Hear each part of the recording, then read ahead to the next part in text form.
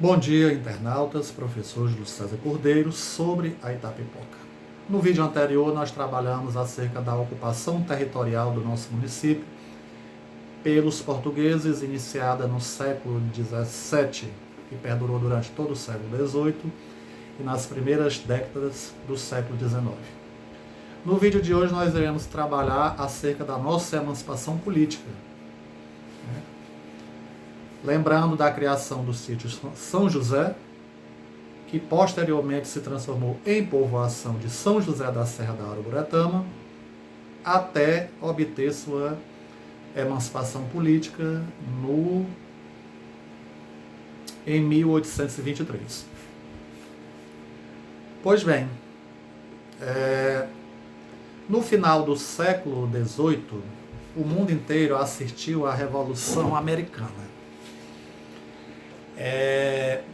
Mas precisamente a chamada independência das colônias norte-americanas, terras então pertencentes à Inglaterra e que eram grandes produtoras do algodão, que abasteciam suas indústrias têxteis. Com a guerra faltou matéria-prima para as indústrias inglesas e a Inglaterra se viu então obrigada a buscar novos canais, novas fontes de exportação. De importação do algodão. E a colônia brasileira era uma das mais ricas nesse sentido. O Nordeste brasileiro teve a produção do algodão seu grande apogeu naquele período.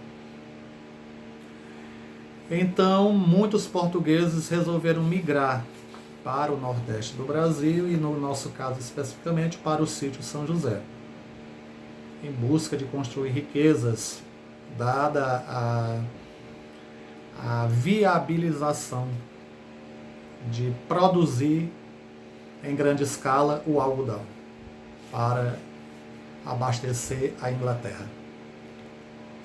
Então, o sítio São José assistiu no final do século XVIII o seu crescimento populacional.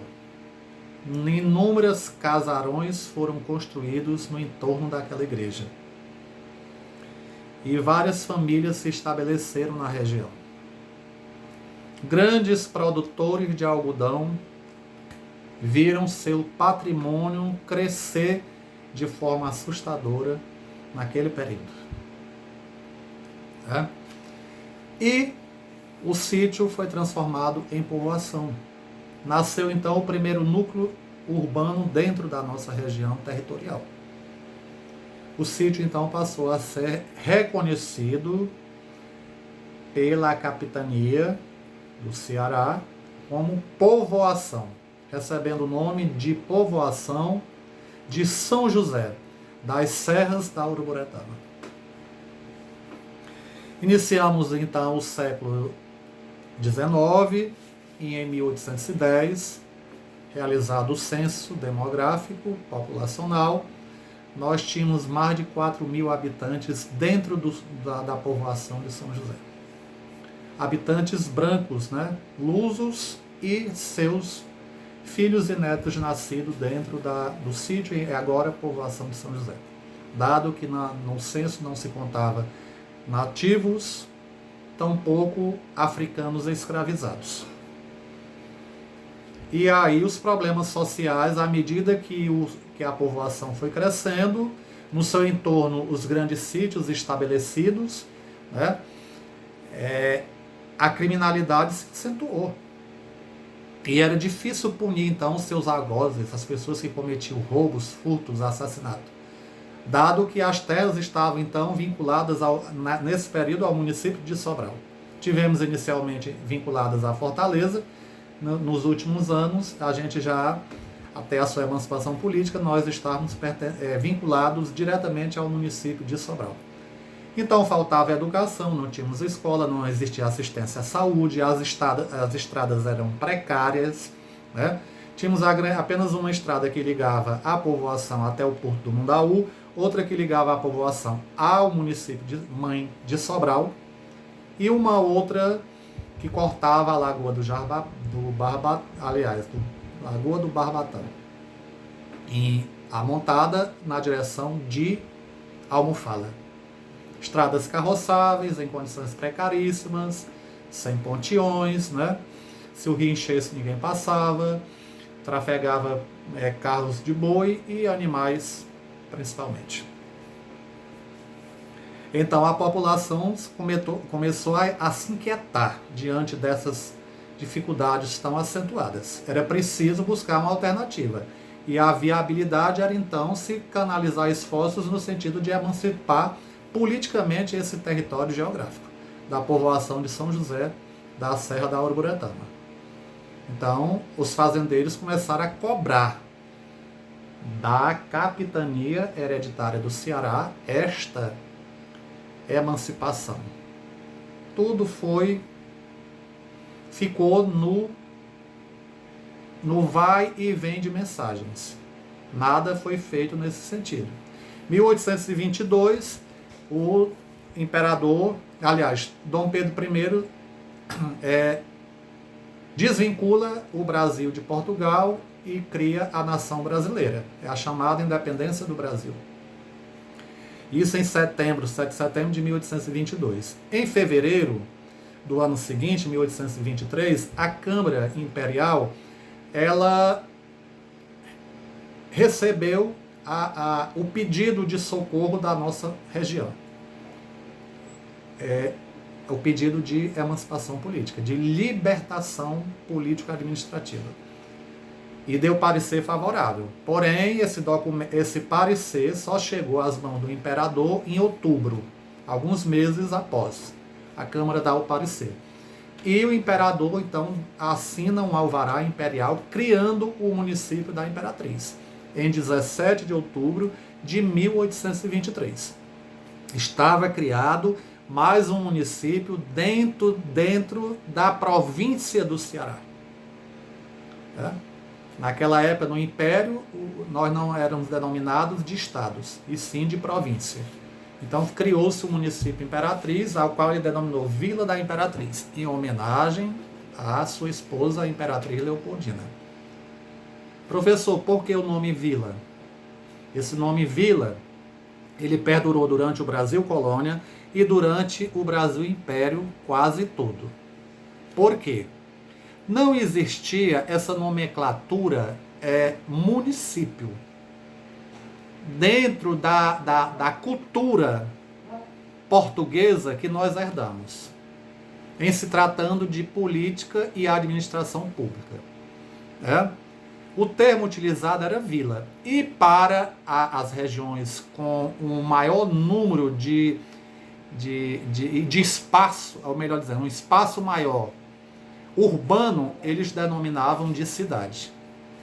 Raramente se encontra em documentos antigos esse nome município. Ele só vai aparecer no século XIX. E em São Paulo, mas naquela região de São Paulo, é que começa a surgir o nome município. Ao município se denominava vila, e a sua sede também, a sua sede urbana. E somente os maiores núcleos urbanos eram chamados de cidade. Por que isso?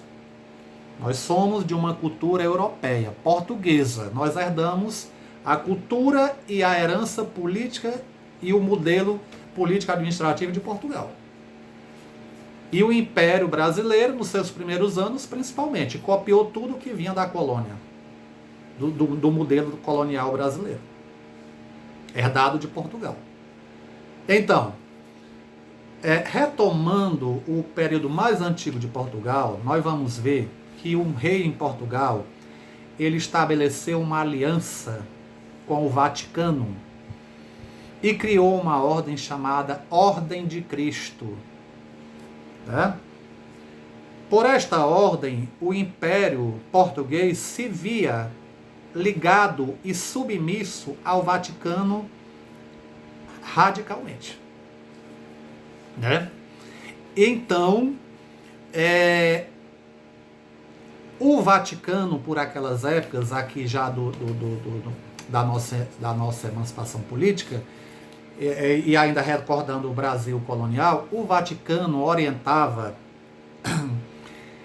a formação então dos municípios. A sua região urbana deveria se chamar vila e não cidade, porque somente para as cidades o Vaticano nomeava bispo, para as vilas não, né? Então era preciso conter esse número de cidades, dada a escassez, a falta de bispos. Nós tínhamos uma falta acentuada de padres, agora imaginemos de bispos, né? Então o Vaticano determinou e Portugal cumpriu rigorosamente esta situação. Criava-se um município, criava-se então uma vila, não uma cidade. Para ali o Vaticano mandava um padre, né? E os grandes, maiores centros urbanos, aí sim, tinha a figura do bispo, né? Daí a gente compreender facilmente por que não se tinha cidades anteriormente, e sim vilas. Pois bem, então nós fomos emancipados em 17 de outubro de 1823, dentro deste modelo herdado da Ordem de Cristo, né? Daí o nome Vila da Imperatriz e não Cidade da Imperatriz. Como Sobral, Crato, Fortaleza, que é a capital cearense da atualidade. Seu início também foi Vila, São Paulo e todos os municípios do Brasil inteiro. Essa nomenclatura município, repetindo o que foi dito anteriormente, ela praticamente não existia no linguajar, né, letrado daquela época.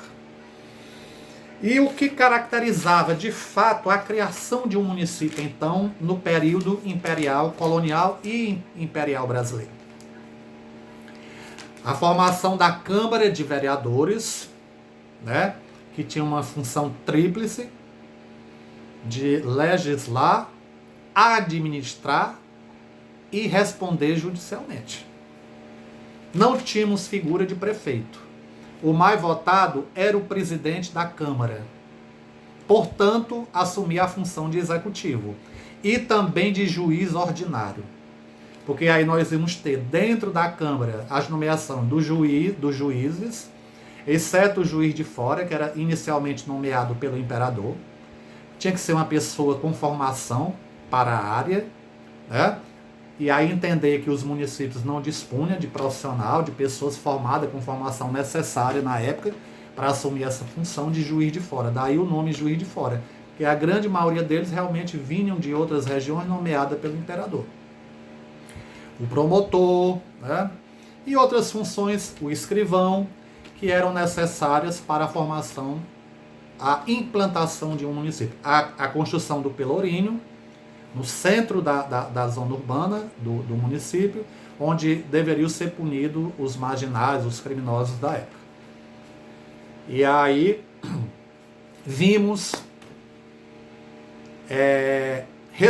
viemos receber, melhor dizendo, a comunicação de que a povoação tinha sido emancipada só no início do ano de 1824.